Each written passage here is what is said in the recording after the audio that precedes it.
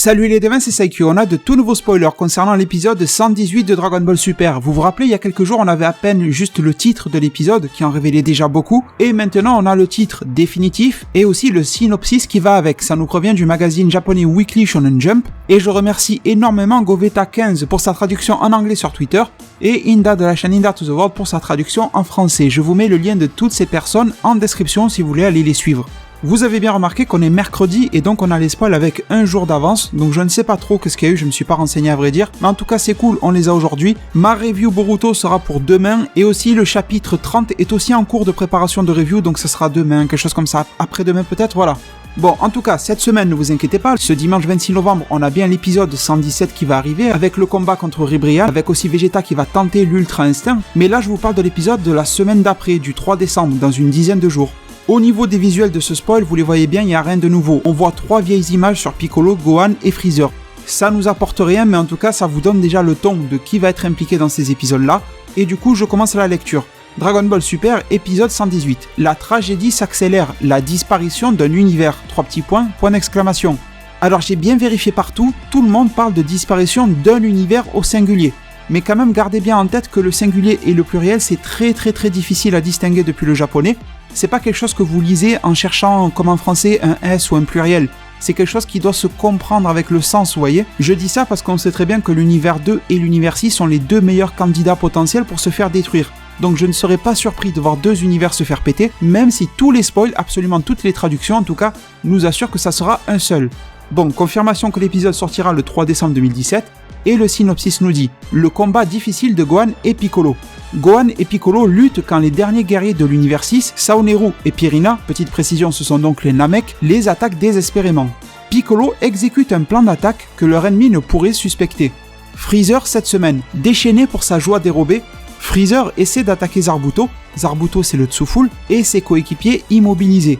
Toutefois, Freezer s'énerve quand Goku frappe Zarbuto et ses coéquipiers avec un Kamehameha, entre parenthèses vague de ki, parce que là les différentes traductions ne disent pas la même chose, et je n'ai aucun moyen de savoir lequel a raison. Il y en a certains qui disent que Goku va lancer une vague de ki, sans préciser, et d'autres traducteurs disent que Goku va faire un Kamehameha. Pourtant, il me semble que ça doit être assez facile à distinguer en japonais, mais les traducteurs ne sont pas bien d'accord sur ce point-là. Bref, vous savez.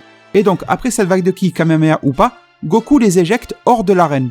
Donc les devins, vous voyez que ces spoils sont super intéressants, et je félicite la Toei sur un point, c'est qu'elle a su faire monter l'intrigue, le suspense et la tension, enfin la tension pas trop, mais en tout cas le suspense oui, par rapport à quel univers va se faire péter entre le 6 et le 2. On peut toujours avoir un gros coup de surprise et avoir l'univers 4 qui pète, mais je n'y crois pas du tout, sachant que l'univers 4 est impliqué dans l'épisode 119, d'après les spoils, et l'univers 3, à mon avis, ne sera pas non plus impliqué, tout simplement parce qu'il y aura un seul combat d'univers 3 annoncé par les spoils, et ça sera Vegeta versus Kato Pesla. Et je ne pense pas que d'autres robots de l'univers 3 vont être vraiment impliqués dans des combats, Paparoni ou je sais pas quoi, je n'y crois pas. Donc oui, pour le moment, ça sent bon pour les univers 11, 3 et 4. Ils tirent leur épingle du jeu parce qu'au final, on pensait tous que les 3 derniers univers sur la piste du tournoi du pouvoir, eh bien, seraient l'univers 7, le 6 et le 11. Et on a l'impression que le 6 va pas tarder à dégager. Parce que si on regarde bien les phrases, on nous parle d'un combat difficile de Gohan et Piccolo. Alors je sais que les fans de Dragon Ball qui aiment Gohan, et j'en fais partie forcément, je pense qu'il y a peu de gens qui n'aiment pas Gohan, enfin bref, c'est pas le débat. Mais en tout cas, vont se demander, mais pourquoi est-ce que Gohan ne monte pas un petit peu en puissance et les gifle à ces deux Namek? C'est vrai, je vous avoue que depuis le début de ce combat-là, ça me paraît bizarre de voir Gohan lutter contre ces deux gars. Ils ont l'air à peu près du même niveau de puissance que Piccolo, vous voyez, donc ça a l'air un petit peu con. Donc la Toei fait en sorte de rallonger à ce niveau-là, on est bien d'accord. Après, là, vraiment, je cherche pas à justifier les choix de la Toei Animation, mais s'il y a vraiment une piste d'explication sur le fait que Gohan ne passe pas à la vitesse supérieure pour les claquer, c'est probablement qu'il préfère miser sur la coopération et économiser ses forces, plutôt que de lâcher tout son ki comme ça pour rien et d'être à court de ki si un gros combat se présente. Voilà, vaut mieux peut-être jouer la coopération et que ça dure un petit peu plus longtemps avec Piccolo, mais on a le temps de se reposer, de se protéger, etc., plutôt que de foncer tout seul et de vider ses réserves.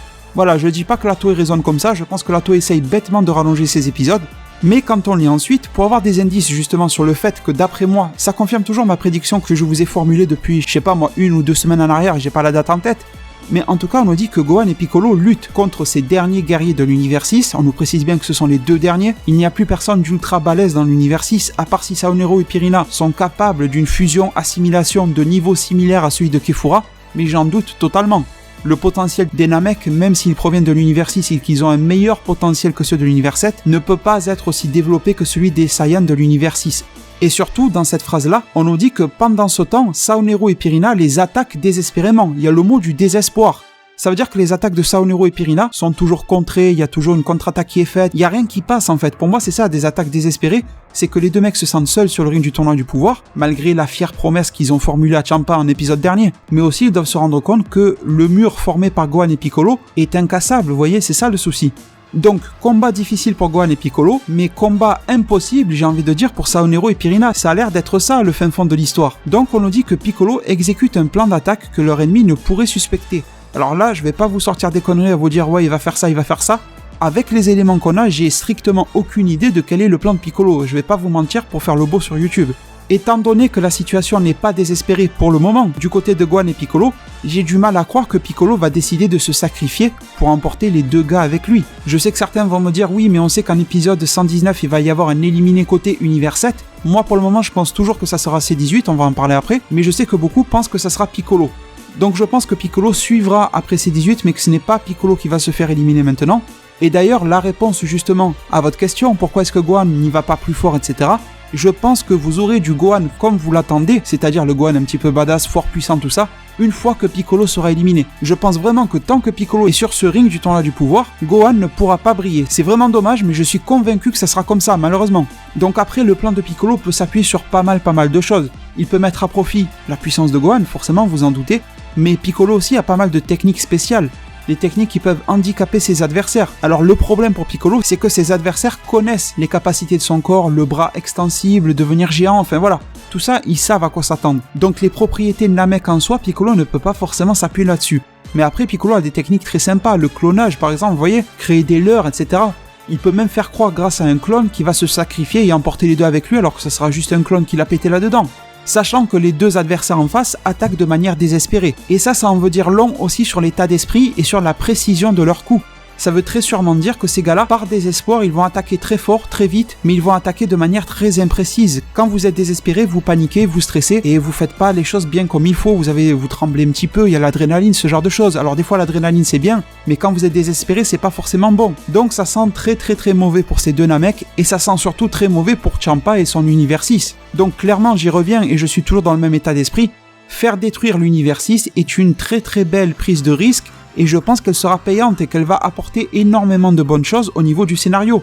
C'est un petit peu l'effet série Game of Thrones, quand il meurt un personnage important, ça marque les esprits. Ben je pense que là ça fera pareil, si enfin du côté scénariste on se décide à faire péter des trucs qui sont importants à nos yeux de spectateurs. Et bien sûr que cet épisode-là sera très sûrement une étape au développement du personnage de Gohan, sans parler de puissance, mais moralement. Parce que Gohan et Piccolo vont être les deux un petit peu responsables de cette élimination de l'univers 6, même si dans le fond ils ne sont coupables de rien, ils participent comme tous les autres. Et je suis sûr et certain qu'à ce moment-là, on va avoir encore plus un Gohan qui va être rongé de l'intérieur par ce sentiment-là de voir des pauvres individus innocents. Encore que, on ne connaît pas le passé de tout le monde, mais voilà, il y a énormément d'innocents dans les univers, d'êtres bons, purs, tout ce qu'on veut, qui vont se faire péter sauvagement. Donc j'y reviens, moi le Gohan dans cet arc-là, je l'attends surtout à ce niveau-là. J'attends pas trop un Gohan façon classique, du genre il y a un mec en face qui l'énerve, il va péter un câble, il a une veine qui arrive sur le front, une nouvelle transformation et c'est bon. Ça serait cool, ce serait fanservice. Mais moi je vois un Gohan s'énerver, mais par rapport à tout ça, par rapport au fond de l'histoire.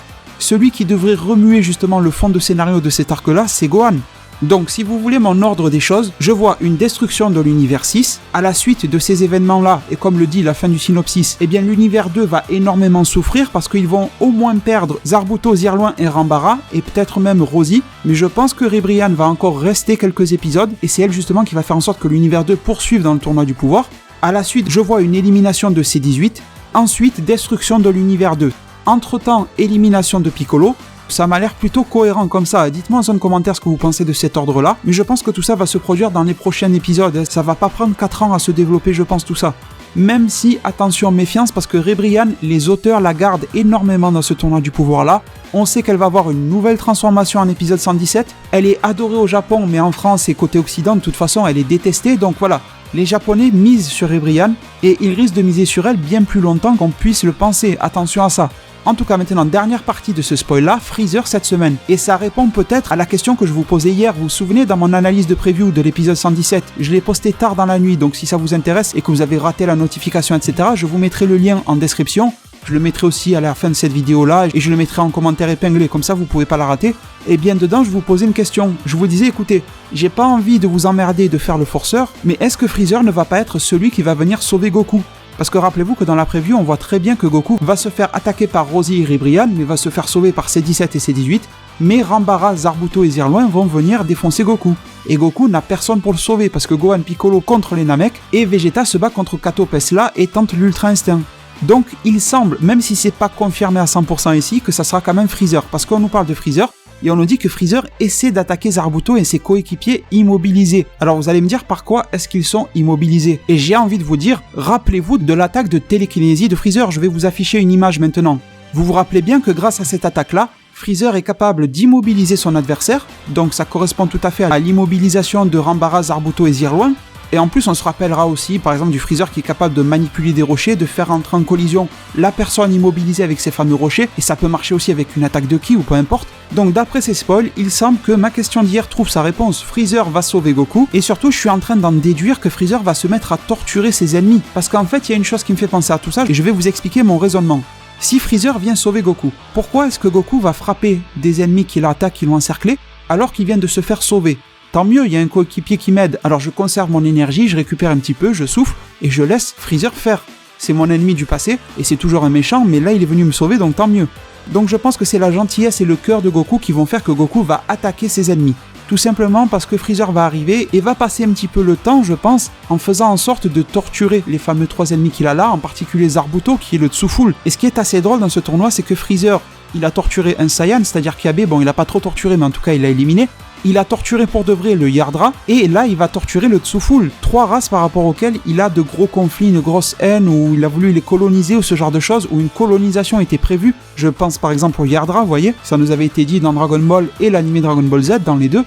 Et donc je pense que à force de voir justement cette torture se faire, Goku va utiliser le peu de force qu'il a pour balancer une vague de ki, un Kamehameha ou peu importe, et faire en sorte d'éliminer ces 3 gars pour qu'ils ne se fassent plus torturer pour rien. Donc je préfère éviter de m'emballer, parce que si vous lisez bien, on a des mots forts qui nous sont donnés. On nous dit que Freezer est déchaîné, on nous dit que Freezer s'énerve. Mais le truc c'est que j'ai envie de vous dire, sur qui est-ce que Freezer va s'énerver étant donné que Goku vient d'éliminer les 3 adversaires qu'il restait, Rambara, Zarbuto, Zirloin. Et si cette fois-ci, justement, je vais pousser le délire encore plus loin avec Freezer, Freezer est énervé, est-ce que Freezer ne va pas se mettre à torturer Goku ? Alors ça sera à moitié du gag et à moitié un petit peu dramatique, mais rappelons-nous que l'on a le droit de se battre entre gars d'un même univers. On l'a très bien vu déjà quand Gohan et Freezer ont fait semblant de s'attaquer, ça a été totalement autorisé. Et là c'est pareil, Goku n'aura personne pour venir le sauver, donc Freezer ne va pas éliminer Goku, Freezer ne va pas mettre Goku KO, Freezer va juste se faire plaisir. C'est juste ça, ce que je veux dire, je suis pas en train de vous faire une théorie, Freezer va éliminer Goku, je sais pas quoi, il va le tuer, non, c'est pas du tout ça. Ça serait juste une scène à moitié sur l'humour et à moitié sur ce salopard de Freezer qui ferait souffrir notre Goku, vous voyez ce que je veux dire ? Ça serait forcément un clin d'œil à l'époque, et Freezer aurait une énorme joie à faire ça, et Freezer saurait très bien où s'arrêter, et il se rappellera très bien justement que Goku est son seul espoir de vaincre Jiren, etc., ne vous en faites pas. Visualisez cette scène dans votre tête, Freezer est énervé parce que Goku lui a enlevé ses proies. Freezer se dirige vers Goku, il le pousse ou il met un coup avec sa queue, je sais pas trop quoi, il le plaque au sol, Freezer pose son espèce de patte sur le torse à Goku et il commence un petit peu à le torturer. Mais je pense que ça créerait un moment très fort, en tout cas un moment mémorable du tournoi du pouvoir. Pas fort parce que ça avancerait rien au scénario, mais dans nos têtes et en tant que référence, parce que les fans, on a beau dire « Ah, ça c'est fanservice, c'est pas bien », quand il y a du fanservice et surtout de la belle référence, là on est d'accord, on est bien contents tous. Donc écoutez les devins, vous avez là toute ma vision des choses par rapport à ces spoilers d'épisode 118 de Dragon Ball Super. Toutes mes réactions à chaud sont là, s'il y a un besoin de faire une autre vidéo, je le ferai, ne vous inquiétez pas. Bien sûr, pour ne rien rater, je vous conseille de vous abonner, et si vous le souhaitez, de bien activer la cloche, ça vous permettra d'avoir les notifications et d'être informé en temps réel de tout ce qui se passe sur Dragon Ball Super et de toutes les vidéos qui sortent sur ma chaîne, je vous en remercie déjà d'avance, tout comme je vous remercie pour votre soutien au niveau des likes, des j'aime. On dépasse très souvent les 2000 likes sur mes vidéos, et je ne peux que vous en remercier du fond du cœur, c'est énorme ce que vous faites pour ma chaîne. Prenez tous très bien soin de votre futur, et à plus pour de prochains arts divinatoires.